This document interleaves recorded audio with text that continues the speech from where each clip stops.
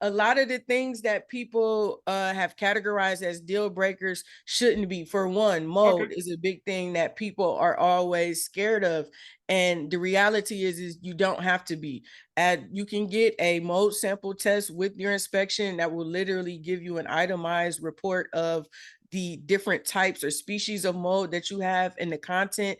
And the majority of them are not really that harmful. There's this huge thing about black. There's no such thing as black mold. I was going to All ask mold about can that. show up Okay. as black, green, white, brown. You know what I mean? There are some types of mold that are dangerous, but most people like will walk away. If they see a bunch of mold, they'll walk away from the deal. And it's like, you don't have to do that. Another thing that I see often is cracks in the foundation. We have a lot of basements here in our Future key holders, welcome back to House Rich, the first time homebuyer show where we provide you actionable steps in layman terms to buy your first home. Today we have one of the most important people in the home buying process, the home inspector. We're going to talk about how in the world do you become a home inspector? Well, how in the world do you, the first time home buyer, know your home inspector is good at their job? What to look for, what she will look for if she was buying her first home. By the way, she's purchased plenty of homes, is a landlord and an investor, so she definitely knows what to look for. We're going to talk about some things that are a big deal and some things that may not be as big a deal as you think they are. For instance, mold apparently is not that big a deal all the times. Termites may not even be either. Well, let's get into the episode. Thank you for having me. So, my name is Nita. I'm an investor and an inspector from Cleveland. I've been investing in real estate here in Cleveland for the last 10 plus years. And then I added the inspecting piece on top of it. And so, yeah, thanks for having me. I appreciate it. So, jumping right into that, so you got a post on your IG page where you talk about you keep telling folks you can make $150 an hour as an inspector, but everybody wants to be a realtor because it's the cool thing to do. They got the TV shows and all that. But what inspired you to become an inspector in the first place? Because it's not really a glamorous job, right? Well, I don't know. Okay, all It right. depends on how you define glamorous, but I will say this. Again, in my investing business, I was buying multiple properties. I was helping other people. So we had lots of transactions going on, and a home inspector was a part of those. And so I'm making lots of referrals.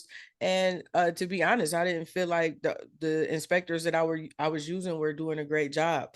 The reports weren't good. It just was not a good experience. And so that's what prompted me to look more into the industry. And I was like, at this time, again, I had been, buying houses, rehabbing them, renting them out, all of that for, 6, 7 years. So Okay. I'm already having a lot of the knowledge and experience. And so that's kind of what prompted me to start looking into it. And I realized that I was, totally qualified for it. And then, I started my process from there. Okay. So how does that process even work to begin with? So it's different in each state. There are some states that are regulated. There are some states that are non-regulated. So the certification or licensure requirements are literally different state to state. Okay. So how did it work like in your area, for instance? Like how much training, like how long does it take? So, on average, I would say it takes about 6 to 8 months, depending upon what state you're in. There are some states like Texas, New York, North Carolina. Their requirements take a little bit longer. Some states require you to be an apprentice for a year or so. But this is what I will say: in most states, or in all states, you don't have to have a college degree. Okay. You don't necessarily have to have any background in this, meaning even if you don't have a background in construction or the trades or whatever, if you invest that, 6 to 8 months in terms of getting educated, anybody can learn how to do this. So, even if it took you the full year, there are Uh-huh. not many careers, many trades that you can get into, without doing Yeah. 3, 4 years, in terms of your training. So is it mostly like you're reading out of books, you're in the field? Like kind of what's the training consist of? It's both. So you have to pass a written exam. So that obviously requires some book work, some Mhm. studying. And then there's obviously again the practical side of knowing how to inspect. What's the order? What do I have to inspect? What don't I? How do I write the report? So it's both. Okay. And so I know you can't obviously speak for the entire nation, but like how much did it cost you, or is it the average cost in your area to kind of like get into the business? I would say a few thousand. Good education is going to be the highest expense should be Okay. around, 2 to 3 grand for your education. Anything less than that's probably not going to be enough. And then your report writing software as well as your tools. So I would say probably somewhere maybe around 5 grand, 5 grandish or so. But again, on the flip side of that, this is Mhm. one of the very few things that on your very first day at work, your very first inspection, you're going to get paid no likely around $500. So Okay. even if you invested the 5,000 to get started, that first inspection, many people make that back, in the first 90 days or so of being in business. So Okay. And so how do you find like a quality school? Did you get a reference? So you Google it? Like how do you make sure you're getting quality training to begin with? Honestly, it's hard. That's Okay. the hardest part. And that's kind of like why I'm doing what I'm doing, because for the average person, who just finds out about it and wants to, pursue education, it's hard to find out, where you should go. And what I've have found is that a lot of the mandated schools that you're required to go to, you go to, but they don't give you enough, they don't teach you enough so that you could actually go out and inspect and make money and really run this as a business. So that's another issue that you run into. So honestly, that's a hurdle, Okay. that you have to overcome to really get in, is finding good, solid, comprehensive education that once you complete it, you can pass the test, you Hmm. can do the inspection, write the report, and you feel comfortable running your business. Okay. And so I know you have some free trainings you give out to folks, and I've seen in your IG that you do like in the field training Right. as well. Is that something that's part of like the education that's needed to, well, obviously I know it's knowledge you need, but is it part of like the education you need to qualify? Or is this something you do to help out new inspectors or Right. So this has that the trainings that I do have absolutely nothing to do with any sort of state requirements. I just know that most people I know a lot of people who are quote unquote certified in their state, yeah, but they still don't know how to inspect. yeah, They yeah, still gotcha. don't know what they're looking at, what they're looking for. And so the trainings that I hold, I focus on actually teaching people. I'm not hung Gotcha. up on this, the state requirement. You need to actually know what you're doing. Makes sense, makes sense. And so I'm a first time home buyer. I'm brand new. I know I need an inspection, but how do I know if my inspector is good at their job? Like, are there some questions I can ask to vet my inspector? Like, what are some things I should be asking my inspector as a new home buyer? I think how many inspections the inspector has done is a good indicator.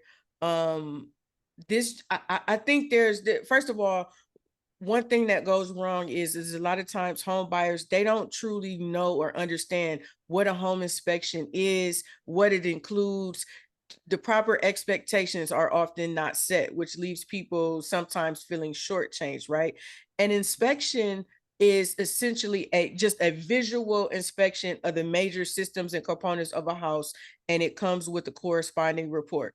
That's it in a nutshell. So there are a lot of things that realtors and home buyers think that inspectors should catch. Mhm. But for example, latent issues, if it's not visible during the time of my inspection, Uh-huh. there's not much that Yeah. I can do. So I think that the amount of inspections that a person has done is good. I also think that to ask what's the process, right? So Okay. a lot of times seller or buyers don't want to be a part of the process. I do tons of inspections where the realtors or the buyers never show up, Uh-huh. and I mean that's their prerogative, but I think that people should be more involved in their process. You know what I mean? You don't have to stay for the whole inspection, but show up, be engaged, be Okay. involved, read your report, you Gotcha. know, be able to But ask questions. So yeah, yeah. I was actually going to dive into that a little bit. Like, should they be there or not? Because as a new realtor, I was like, hey, I should be there for whole inspection. My mentor told me that's annoying to to the inspector. Show up for like the last 30 minutes. Is that kind of the case? I think either the first 30 or the last 30. So Okay. to either start it off or to wrap it up, it's typically easier for realtors to come at the beginning and we can introduce, get everything out of the way, and then I end up just securing the house so that you don't have to be waiting on me and timing Okay. and all of that kind of stuff. But what's most important, even above being there, is again the report. And so many times that or people will read it just looking for things to aid them in their negotiation. Uh-huh. And while I understand that, it's still important, to really read the whole report Yeah. and get the summary of what's going on with the house. Yeah, so that's very important too for you guys that have never bought a home. Like the inspector's job is not to tell you to buy or not buy the home. Like they're never going to say don't buy the home because of this or that. Even if they would never touch the home with a 10-foot pole, like they unless they're maybe your friend or somebody, they're not going to tell you that. So you definitely need to read the report for everything that's in there. Um, you mentioned like some major systems you need to you inspect. Like what are those major systems that you look at? So there are 10 major systems that make up pretty much so every home. That's Okay. roof, exterior, the foundation, plumbing, heating, cooling, electrical, interior, the fireplace and chimney, insulation, and ventilation. So those are the 10 major systems that during the inspection I'm going to observe, and then I'm also going to report on those in my report. And keep in mind, each system has several corresponding components up under it. For example, plumbing. Well, there's the water heater, there's all the sinks, the toilets, which are, the fixtures, the appliances. Those are all of the corresponding components that belong to the plumbing system, which also have to be observed and reported on.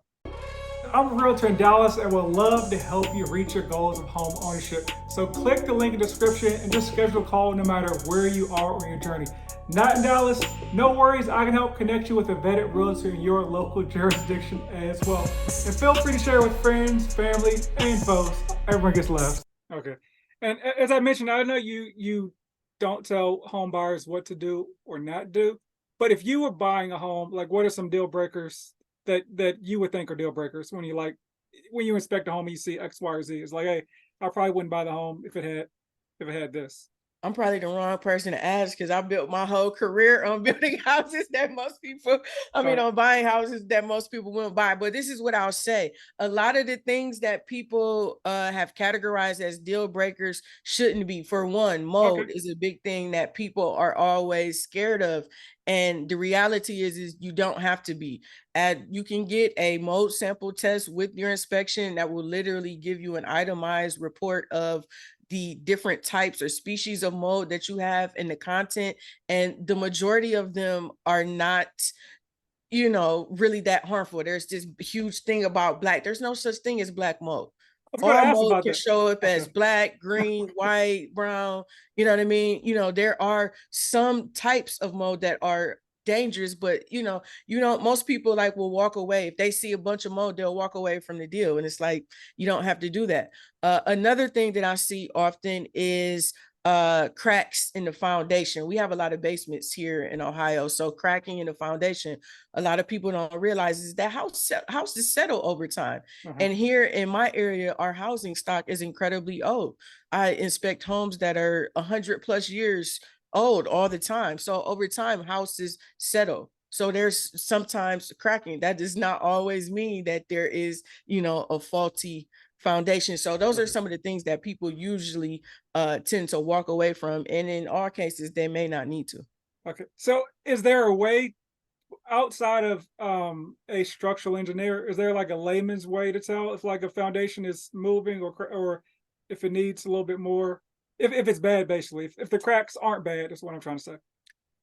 There are some visual evidence kind of based assumptions that we can make, Mhm.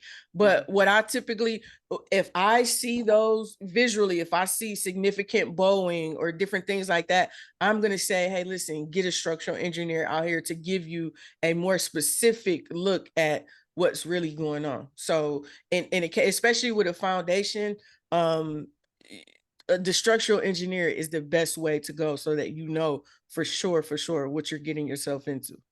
Okay, thank you. And are there do you ever recommend somebody bringing like those kind of subject matter experts like a structural engineer or maybe like a, I don't know, a roofing person, do you ever recommend them bringing those folks in inspection, just kind of let the inspector do their thing beforehand? Like for instance, like sometimes you can see those cracks and it's like, hey, I maybe want a structural engineer there. Do you ever recommend them being there with the inspector or just have you do your thing and then figure it out later?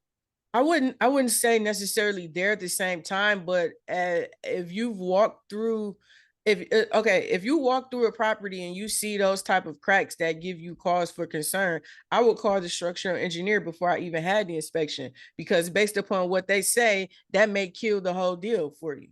So Okay. if you see those cracks and you are, concerned about them, you can get the structural engineer. And if the engineer says it's just settling, no problem, then you can get your inspection. Okay, thank you. And so, pipes can be like a huge thing because it's one of those things that you can't really see, and then you Mhm. could have to spend maybe $5,000 to $10,000 to replace the pipes. It doesn't really add any value to the home. Like, how do you go about? Is there any way for like a average person to say, hey, these are good pipes or bad pipes? So you have to go in there with whatever you go in there with. Sewer scope.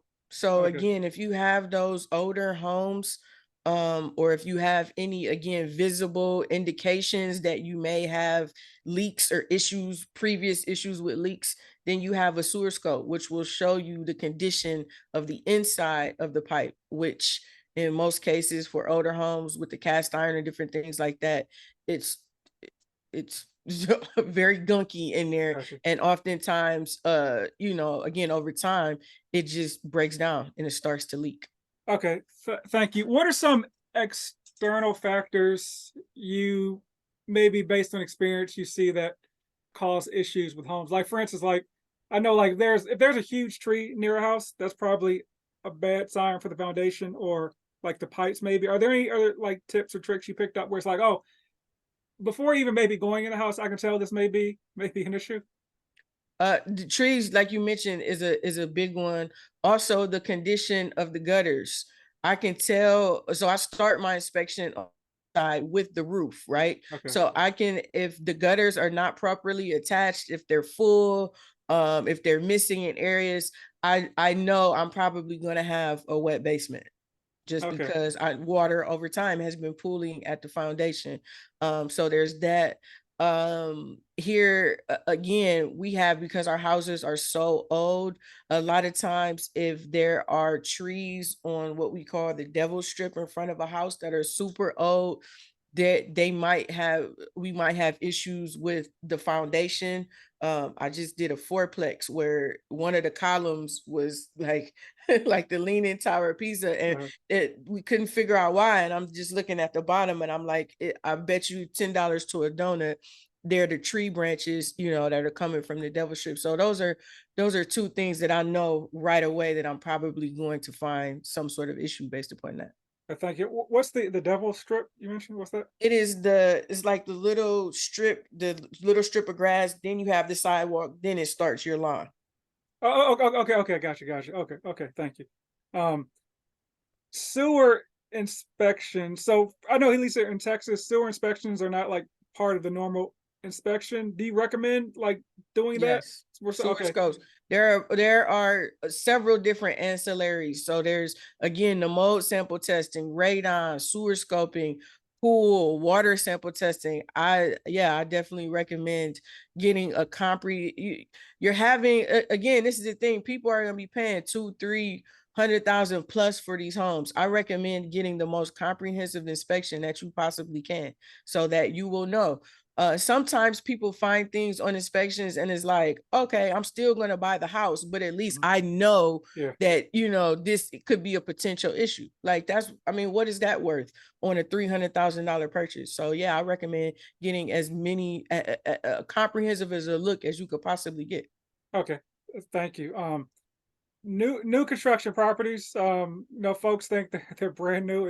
It's all good. Like, what are some what one do you recommend getting an inspection on a new construction property? And yeah, yes, no. What do you think about new construction inspections? Absolutely. And I Okay. also know that builders make it difficult for a lot of times, I'm not going to mention which ones, but if you know the builders, then you know.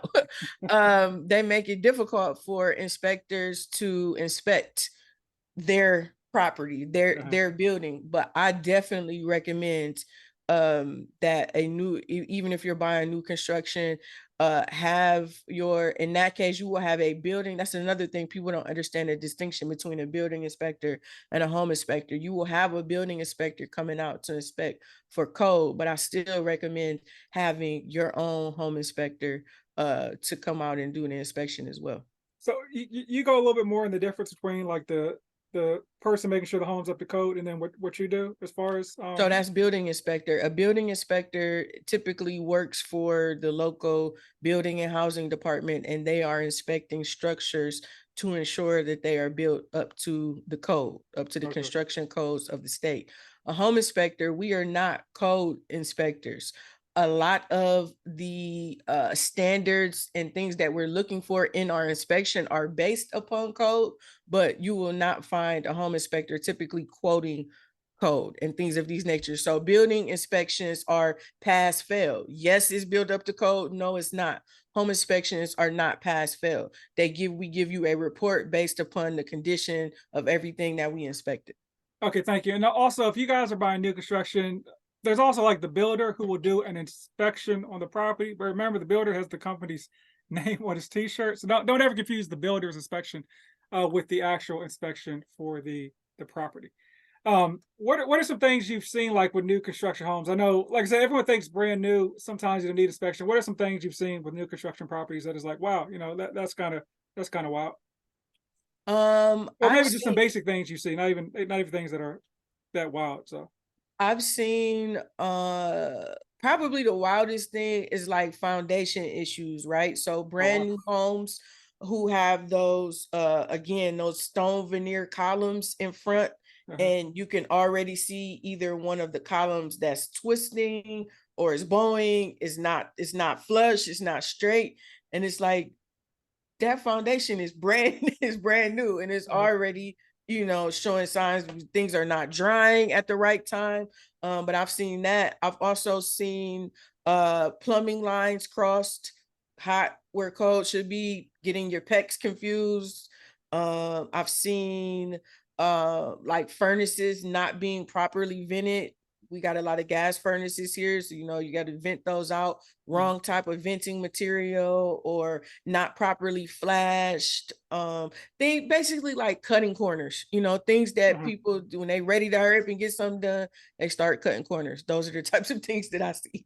Got you.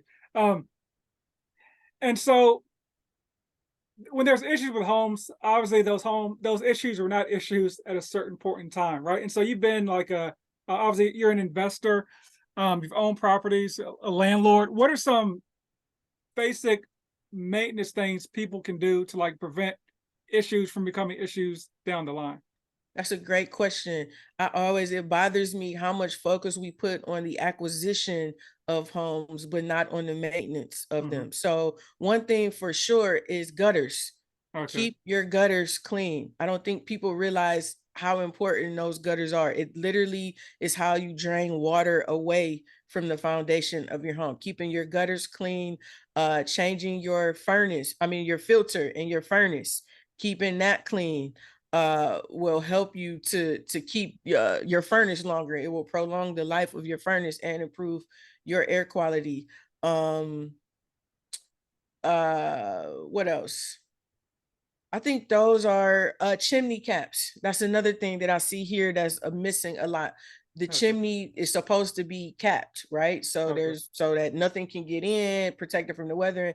A lot of them are uncapped, which over time again deteriorates the flue, and kind of prevents the whole point of gases and different things being able to expel out of the chimney. Those are the things here. Here's the other thing that I'll mention too. A lot of this stuff is regional, right? So Mhm. some of the listeners will live in the South, Georgia, South Carolina, where there are crawl spaces, right? And then there's a whole nother set of maintenance for keeping your crawl space ventilated and conditioned. So look into some of the things that are also specific to your area in terms of, maintaining your home as well. Okay. Okay. Thank you. And so I want to jump back a little bit because I know it's relative to like to make fun of, everybody thinks they, the dad, the uncle think they can, they're a home inspector, they, they kill the deals and all that. But um, as a first time home buyer, like what are some things a novice should at least be able to identify with the home that I know you said nothing is a deal breaker, but like a novice walking into a home, what are some things that they should maybe look at real quickly? Like, should look at the heating. I know they can't really tell electrical, but what are some things like a novice may be able to identify before they even pay somebody like you, pay option money to secure the home? So that may be like a potential deal breaker in their eyes, not being a seasoned investor. When you're going through your walkthrough, don't think cosmetics. Most people think, what's the paint and what's the vanity? Don't worry about those things. Those are easy fixes. When you are in your bathrooms and your kitchens, test for water temperature, water pressure, and water drainage. Meaning, when you turn it on, can you get hot water? When you pull the stopper, will it drain the water out? The water pressure, can you turn the shower, the vanity, and flush the toilet at the same time without experiencing any pressure change? um Floors being level, right? When you sometimes there's a slant in the floors, take note of that. Also, GFCIs, right? So in the bathroom and kitchen, make sure that there are GFCIs. If you don't know what that is, just look for the outlet with the test and the reset button. In the bathrooms, anywhere where there could potentially be water. So in your bathrooms, in your kitchens, and outside, you should have GFCI wires. These are things that you could see again right away in your walkthrough, because those are things that I'm definitely going to call out on, during my inspection and on my report. Okay, thank you. So I don't know if this is it works or not, but this is what I do for as like a realtor. I bring like a level with me. Is that something that will actually tell you if the or or I guess where should I be putting this level at? Because I'll put it like on the counter and like a random part of the floor. Like what are you looking at to determine if the entire floor is actually level? Well, a lot of times you can put it directly on the floor, because Okay. again, in my case, what's happened is that these homes are so old, and this is like 100-year-old wood that over time, again, deflection and different things like that. So you can put it right on the area that you see. I can visually see that it's not level. I'm Uh-huh. using the level, and I'll take a picture of it to indicate to my client that this floor in this area, that area was not level according to the reading on the level. Oh, okay. Okay. Thank you. And going to jump into a little bit more experienced type of play. So, as like an investor, what are some things you see, and you're like, huh, that's not as expensive, or that's not hard of a fix as a lot of folks think it is. So that's probably something I could. I don't know. Not okie doke. This, you know what I'm saying? Like that's something that typically is not as hard of a fix as a lot of folks think it might be. So everyone's trying to look for a deal when buying homes. Does that question kind of make sense? I think the number one is one that I always already mentioned is mold. Again, for Okay. me here in my area, that is a big thing because we have basements, and all of our basements are damp or have Uh-huh. been damp at some point in time. And so a lot of them do show signs of mold, and that the people are, very, very concerned about mold, and they will walk away from deals based upon the mold. Mhm. The other thing that I think people walk away from here is that, again, another issue that I mentioned is the foundation issue. Uh-huh. And that is a reasonable, if you're not gonna take the next step to get an okay from a structural engineer, then it probably is best to walk away from it, because once you sign, and I've notated that there was bowing in this wall, Uh-huh. it would be, then you'd have a several $1,000 repair problem on your hand right after you Gotcha. sign. So those are probably the main things that I see that people Okay. walk. Thank you. Termites, big deal, no deal, little deal. What are your thoughts on termites in the property or TBD? Again, yeah, it can be a big Uh-huh. deal. That's another, the WDO, or wood destroying organism. That's another ancillary, or separate inspection, additional supplemental inspection that you can have.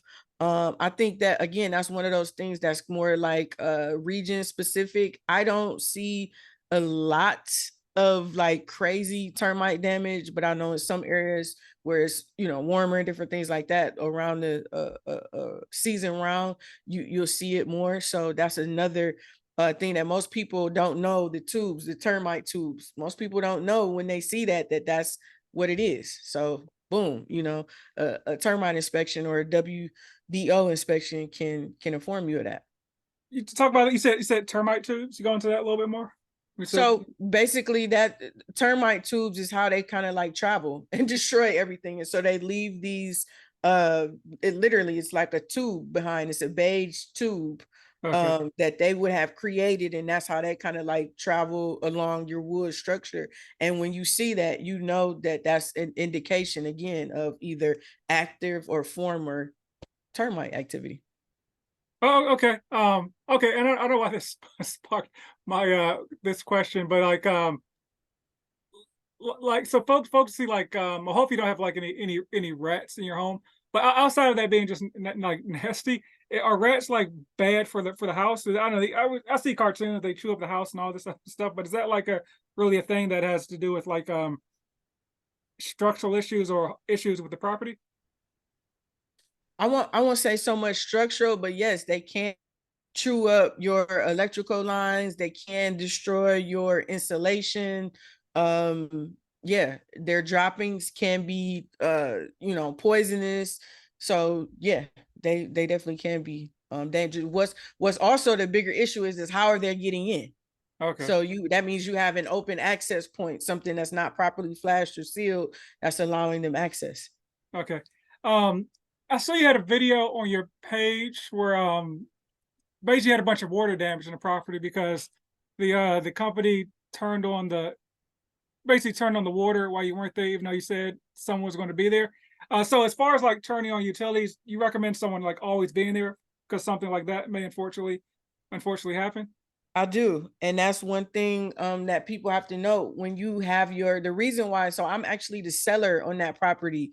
And so the buyer was at the point where they needed to have their inspection done. And so we needed to have the utilities on. So for an inspector, it'd be hard to really inspect or check anything if the electric, the gas, the water is not on. So I before you close on your house, yes, you want to have all of those utilities turned on so that your inspector can test those appliances, your water heater, your furnace, you know, and then all of your fixtures as well. And in my case, you know, we they told me that they wouldn't turn it on unless somebody was there. So Mhm. they told me that they were going to be there from at 8 o'clock, and you know, by Uh-huh. 8 o'clock the house was flooded. So Okay, got you.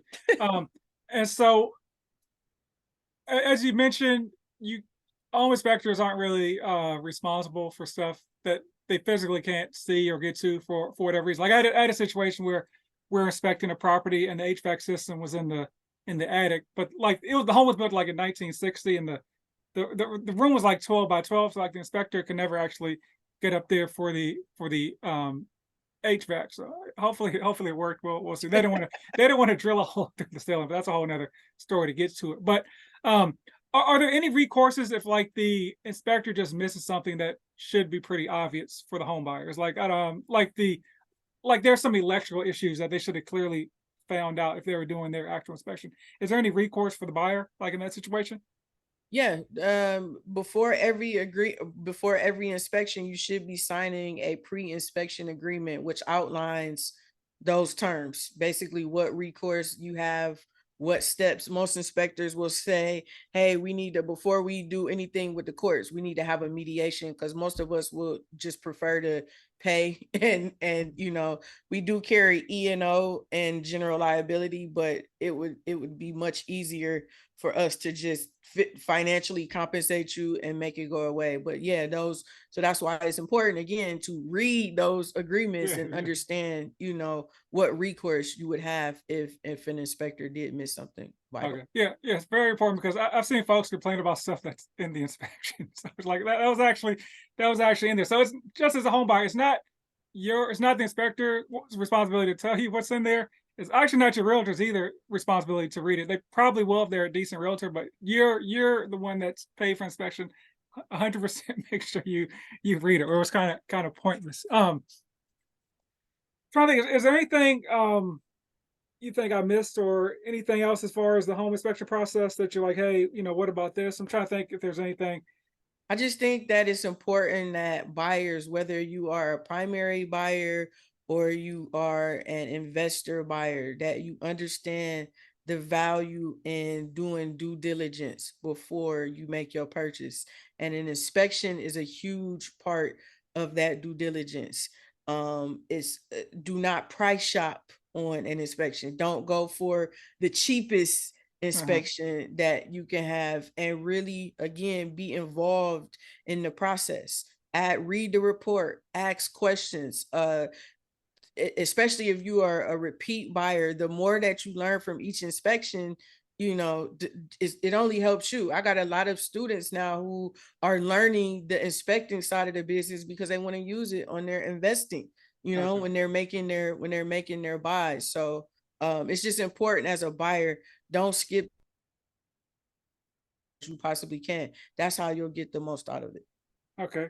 Cool. Appreciate the knowledge. Appreciate your time. Where can the good folks find you at? Where can they find your courses? If they're Cleveland, where can they find you to train in person? So I'm all on all social media: YouTube, Twitter, TikTok, at House Hunter 216. If you're interested in learning how to become a home inspector, no matter what state you're in, I got a free course that you can access at helpmeinspect.com. At the end of September, we'll be live in the field doing mock inspections in Detroit. You can find all of the other information at inspectorflow.com. So Okay. thanks for having me. Appreciate you. Appreciate. What I think you were in you're in Detroit. What I think you're in Cleveland this whole I time. am in Cleveland. We're just going to be doing the mock Uh, inspections in Detroit because we uh, already did them in Cleveland. okay, okay. Yeah, I was yeah, like, yeah. okay. We cousins. Detroit and Cleveland, we're cousins. But yeah, I am officially in Cleveland. Okay, okay, got you. Appreciate that. Appreciate your time. Appreciate the knowledge. Once again, um, get the inspection, read the inspection. If you learned anything, read your inspection, read your inspection, read your inspection. And as always, buy land. Rumor has it they're not making any more of it.